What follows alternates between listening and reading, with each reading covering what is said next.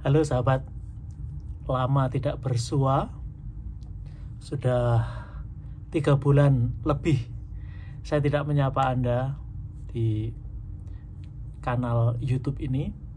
Ya karena saya meninggalkan Hong Kong, kembali ke Indonesia, dan seperti yang saya perkirakan bahwa selama di Indonesia saya akan mengalami kesulitan sinyal. Maka sudah saya antisipasi.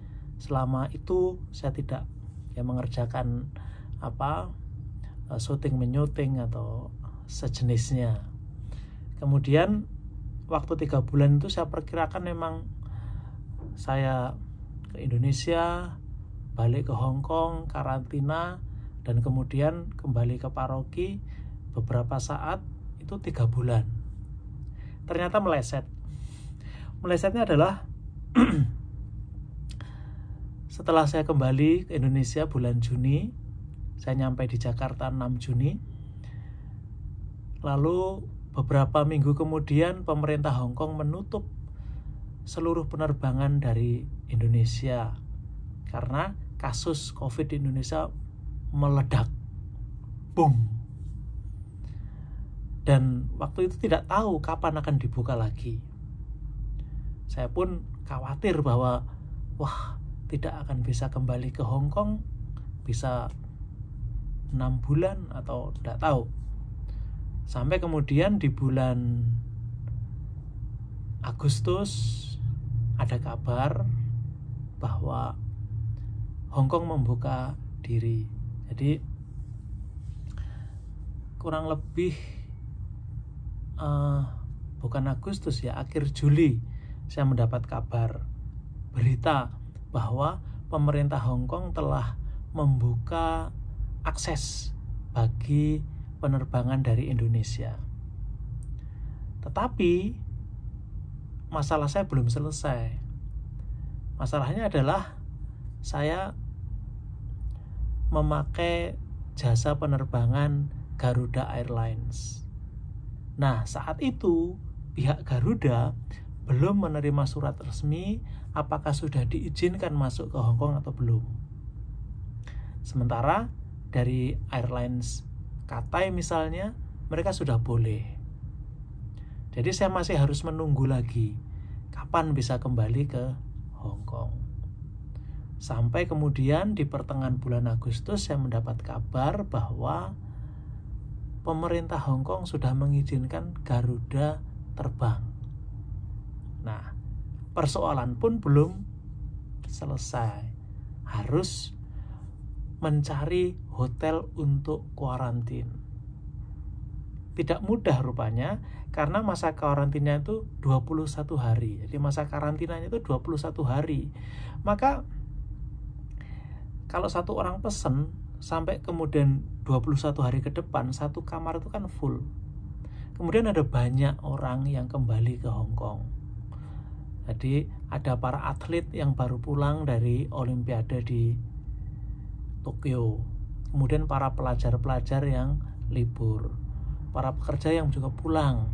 Jadi mereka yang dulu kembali ke tempatnya lalu ingin kembali lagi ke Hong Kong. Jadi semua berebut. Maka kesulitannya mencari hotel yang sesuai tanggalnya dengan penerbangan. Akhirnya saya dapat tanggal 12 September, yaitu penerbangan dan hotelnya mix, bisa pas, bisa dapat. Lalu mulailah saya menjalani masa karantina. Saya memperkirakan karantina itu juga akan menyenangkan. Ya, menyenangkan dong di karantina.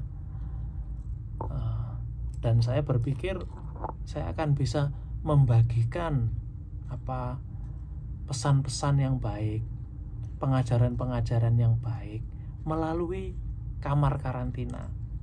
Tapi juga tidak bisa dengan mudah dilakukan. Tidak segampang itu. Jadi saya mendapat kamar itu ya seperti yang sudah saya bayangkan, kamarnya pasti kecil sekali. Tapi betapa kagetnya saya ketika kamar yang kecil itu diisi 2 tempat tidur. 2 batch. Nah, akhirnya kan sempit, penuh. Maka tidak ada meja, tidak ada kursi. Nah, ya sulit. Kemudian saya mikir, waduh, bagaimana saya harus meletakkan barang-barang, karena saya itu agak kemproh. Jadi kalau meletakkan sesuatu di kasur, saya takut nanti mengundang binatang-binatang kan. Nah, jadi ya sudah beberapa hari itu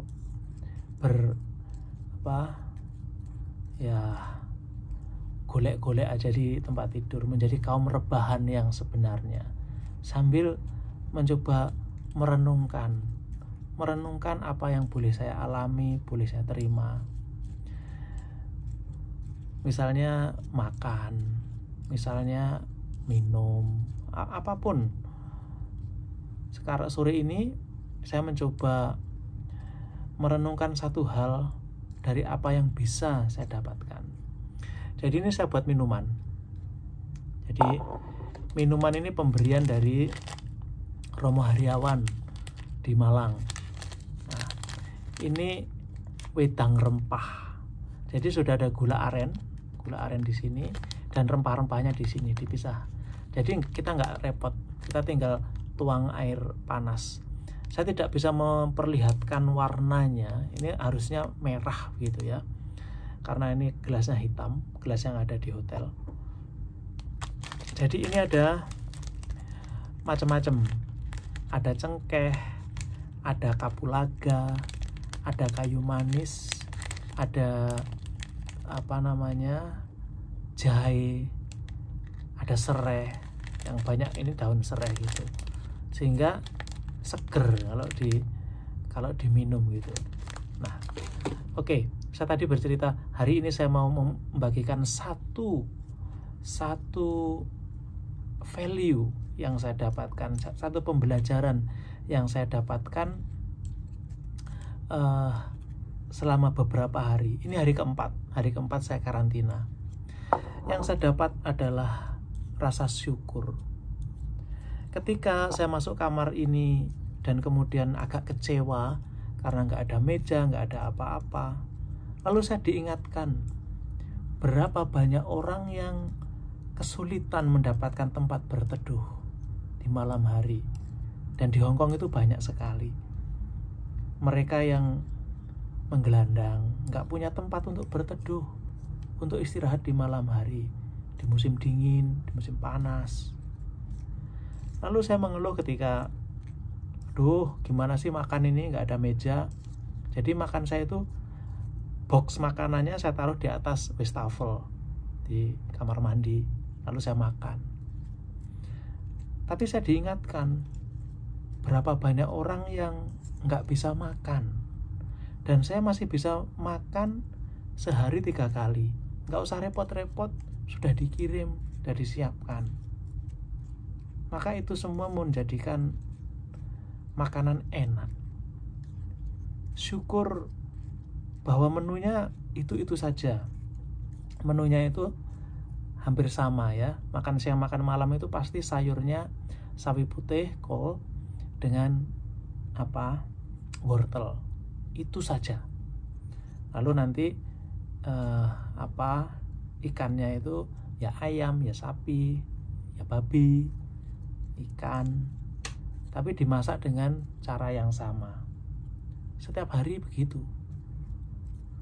Tapi kembali lagi, saya santap saja karena banyak orang juga masih kesulitan dapat makan. Rasa syukur itu membuat makanan jadi enak. Apalagi ditemani minuman yang seger. Oh ya, minuman ini diproduksi oleh suster-suster PPYK di Jogja. Kalau Anda berminat, itu bisa menghubungi Romo Haryawan atau suster-suster. Wedang rempah. Have a nice day.